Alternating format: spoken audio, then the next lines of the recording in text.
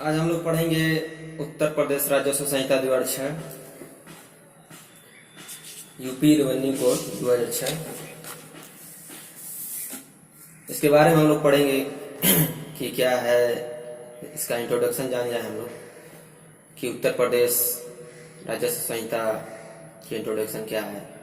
तो नाम से ही पता चल रहा है कि उत्तर प्रदेश राजस्व संहिता उत्तर प्रदेश में ही लागू होगा, किसी अन्य स्टेट में नहीं लागू होगा। नाम से ही पता चल रहा है।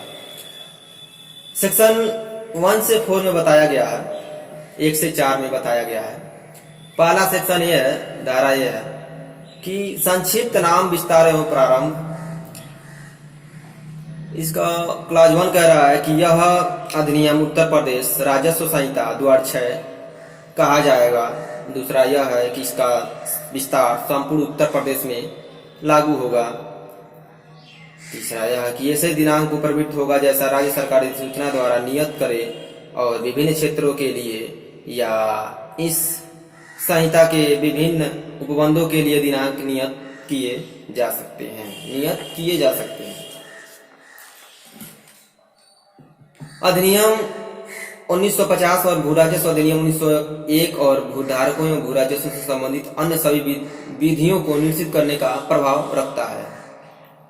संहिता की धाराएं 1, 4, 5, 6, 7, 8, 9, 10, 11, 12, 13, 14, 15, 16, 17, 18, 19, 233 और 234 इतनी धाराएं जो हैं यह 18/12 जो दिनांक है 18/12/2015 से प्रवृत्त होंगी तथा शेष उपबंध 11 फरवरी यानी 11/2/2016 को प्रवृत्त होंगे या दिनांक को लागू होगा। धारा 2 ये कह रहा है कि संहिता का लागू होना। इस संहिता के उपबंध अध्याय 8 और 9 को छोड़कर संपूर्ण उत्तर प्रदेश में लागू होगी। अब अध्याय 8 और 9 में क्या है, अध्याय 8 और 9 क्यों नहीं लागू होगी? तो अध्याय 8 और 9 ऐसे क्षेत्र में लागू होंगे जहां प्रथम अनुसूची के क्रम संख्या 19 और 25 विनिर्दिष्ट कोई अधिनियम इस संहिता द्वारा उनके निरसन के ठीक पूर्ववर्ती दिनांक को लागू था।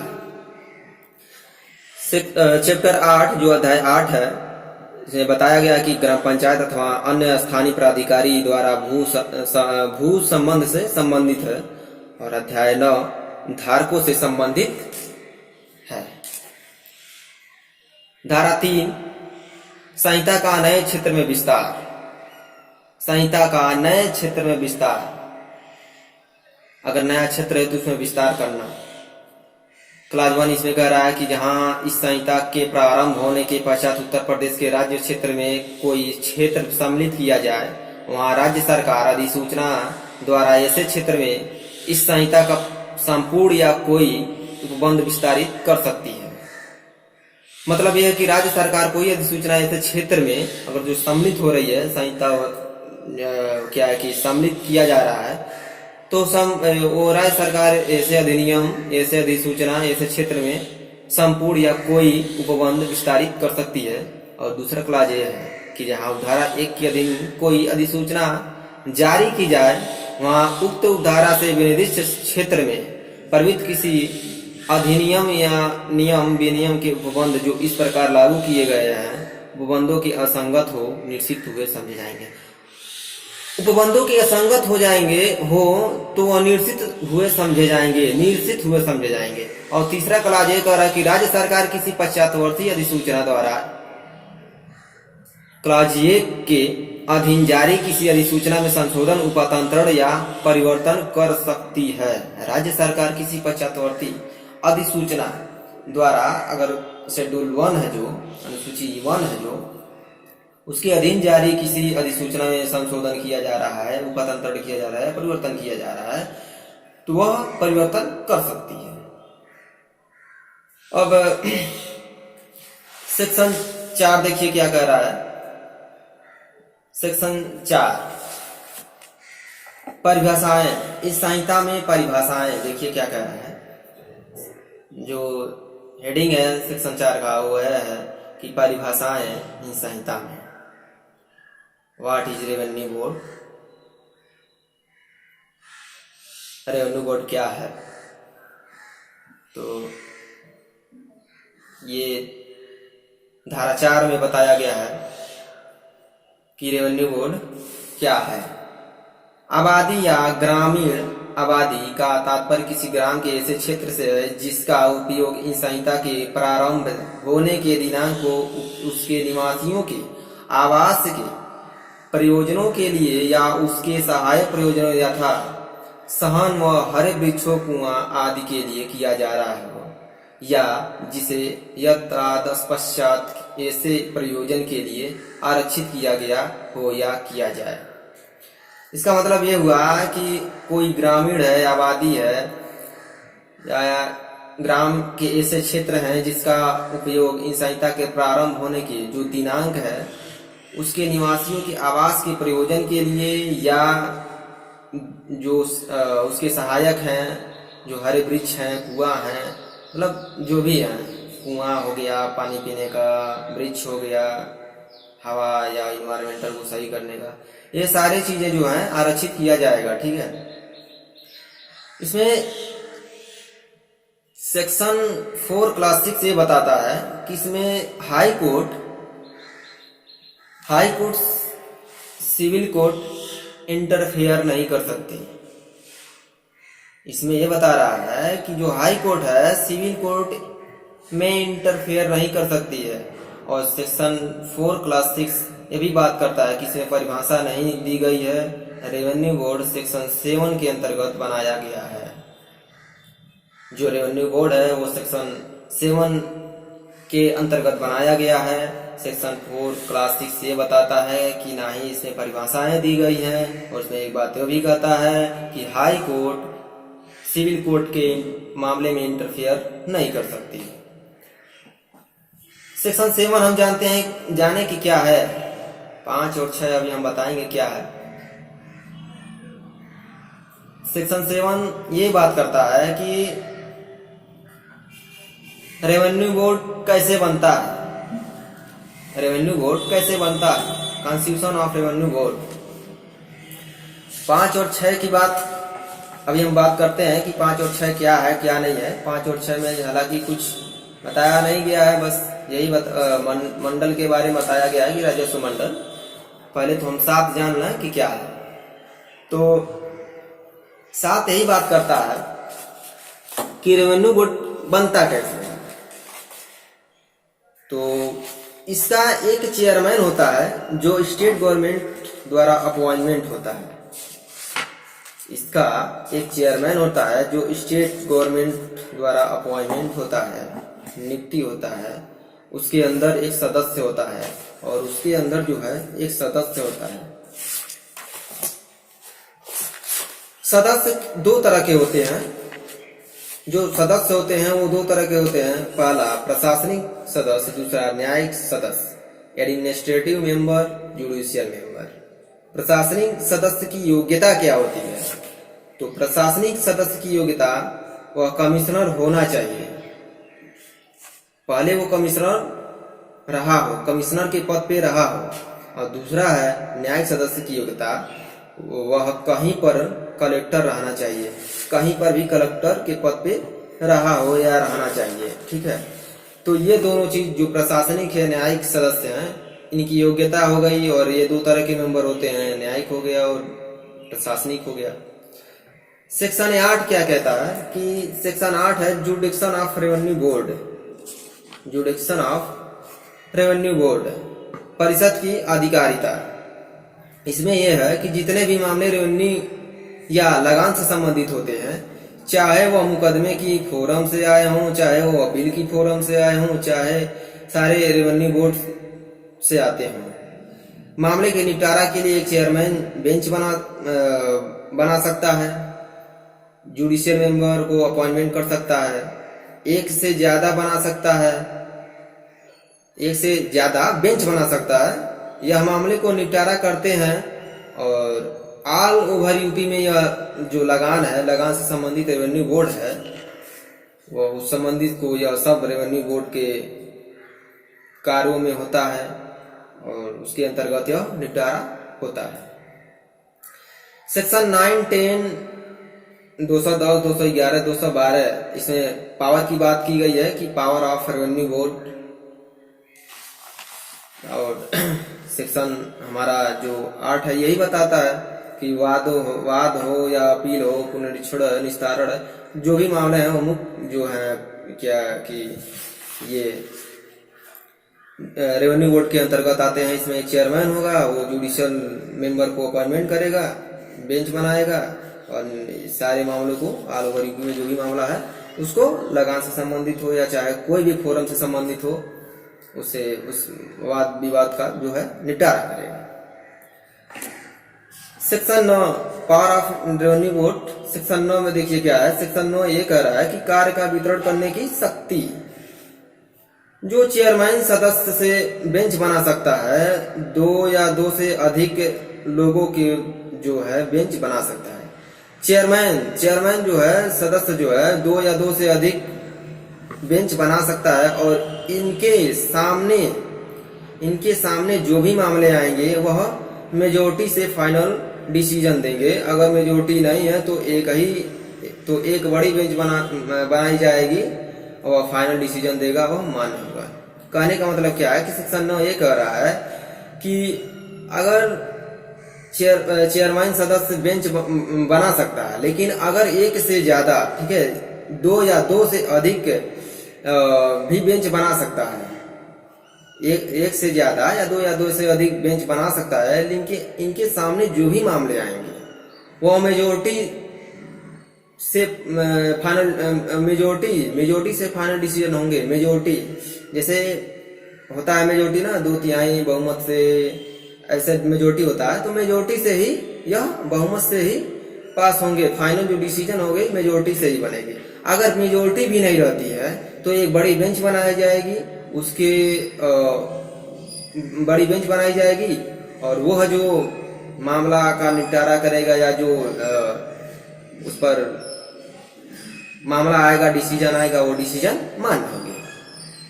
सेक्शन 10 क्या कहता है कि सेक्शन 10 ये कह रहा है कि रेवेन्यू बोर्ड से संबंधित जो भी केस आते हैं उसमें भी कोई अथॉरिटी चाहे किसी भी लेवल के हो, वह जो भी फैसला देती है वह सिंबल रेवेन्यू कोर्ट के मेंबर ने दिया। मतलब क्या है कि रेवेन्यू से संबंधित जो भी केस आते हैं उनमें कोई भी अथॉरिटी चाहे किसी भी लेवल के हों, वह जो भी फैसला देती है रेवेन्यू कोर्ट के मेंबर ने दिया हो, ऐसा माना जाता है कि वो ऐसा माना भी जाता है। और वही क्या है कि जो मेंबर है वह कोर्ट के मेंबर जो हैं वह फैसला देते हैं, चाहे वो कमिश्नर ने दिया हो चाहे एक बेंच ने दिया हो, उसके रेवेन्यू बोर्ड के डिसीजन ही माना जाएगा। इसमें यह है कि चाहे वो रेवेन्यू बोर्ड दिया हो और चाहे वो कमिश्नर दिया हो, रेवेन्यू बोर्ड के अंतर्गत ही डिसीजन को माना जाएगा।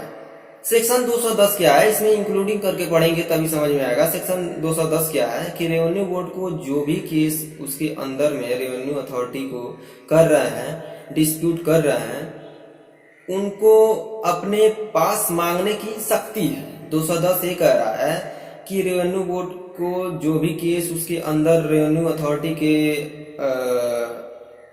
अंतर्गत हो रही है, डिस्प्यूट हो रहा है, तो उनको अपने पास मांगने की शक्ति है।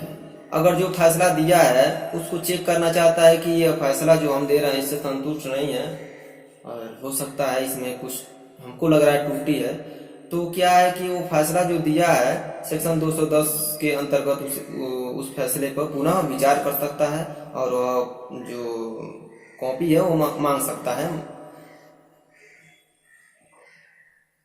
इसमें क्लास 1 देखिए क्या कह रहा है कि निचली रेवेन्यू अगर अपने अधिकारिता से बाहर जाकर फैसला दिया है तो सेक्शन 210 के अंतर्गत वो मांग सकता है रेवेन्यू बोर्ड।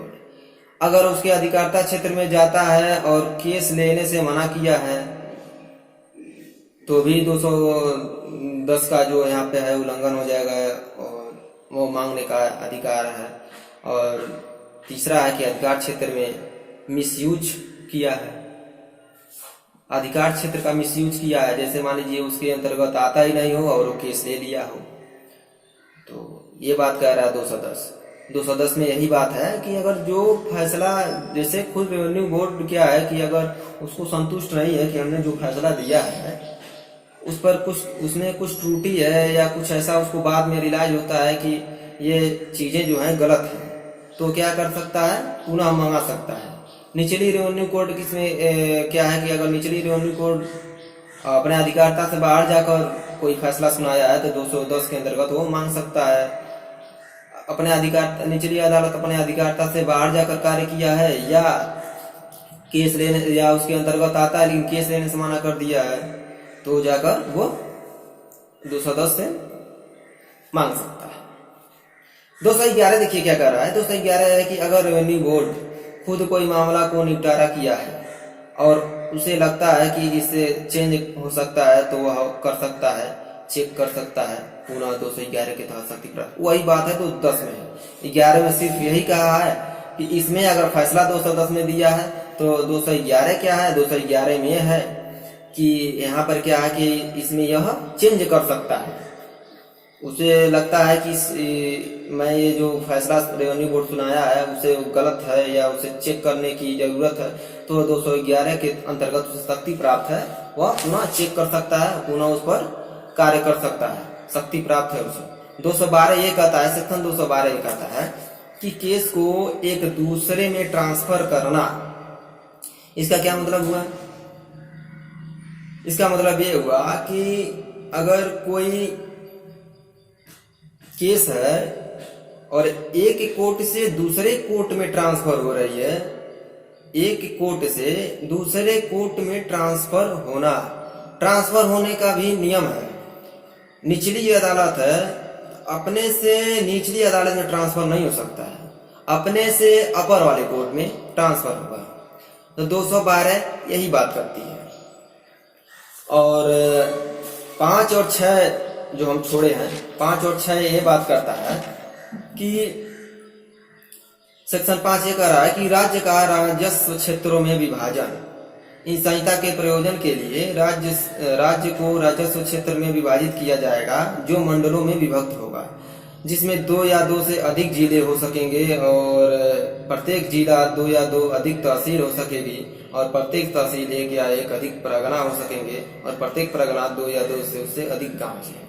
इसका मतलब क्या हुआ कि जैसे 2 या 2 से अधिक जिला है वो मंडल होंगे, 2 या 2 से अधिक जो जिला है वो मंडल होंगे और उन तहसीलों को मिलाकर जिनसे जिला बनते हैं, 2 या 2 से अधिक तहसील अगर हैं तो एक जिला में आते हैं, एक जिला में 2-3 तहसील होते हैं, 2 या 2 से अधिक जिले मिलकर मंडल बनते हैं। उन गांवों को मिलाकर तहसील बनता है। और एक चीज और है कि तहसील में परगना 2 या 2 से अधिक तहसील हो सकेगी, प्रत्येक तहसील में 1 या अधिक परगना होती है और प्रत्येक परगना में 2 या 2 से अधिक गांव मिलते हैं। तो ये सारी चीजें इसमें बताया है, राजस्व मंडल है। बाकी इसमें कुछ है नहीं। और इसमें सेक्शन 6 हम बता देते हैं। सेक्शन 6 इसमें है कि धारा 6 के अधीन आपत्तियों के निवारण के लिए सीमित का गठन। धारा 6 की धारा 2 के अंतर्गत किसी राज्य क्षेत्र के सीमाओं के परिवर्तन करने के किसी प्रस्ताव का आदेश पारित करने के पूर्व राज्य सरकार आपत्तियों आमंत्रित करेगी और ऐसे आपत्तियों के विचारण के लिए एक समिति गठित करेगी। इसका मतलब यह है कि अध्यक्ष, राजस्व परिषद अध्यक्ष, प्रमुख सचिव, न्याय सदस्य, प्रमुख सचिव, राजस्व सदस्य, प्रमुख सचिव, वित्त सदस्य, प्रमुख सचिव, गृह सदस्य और सचिव राजस्व परिषद सदस्य सचिव, इनकी ये गठन करेगी। बस धारा 5 और 6 में यही बताया गया है। धारा 5 समझ ही गए कि 2 या 2 से अधिक जिले होते हैं तो मंडल होता है, 2 या 2 से अधिक तहसील होते हैं तो जिला होता है, 2 या 2 से अधिक गांव होते हैं तो प्रखंड होता है।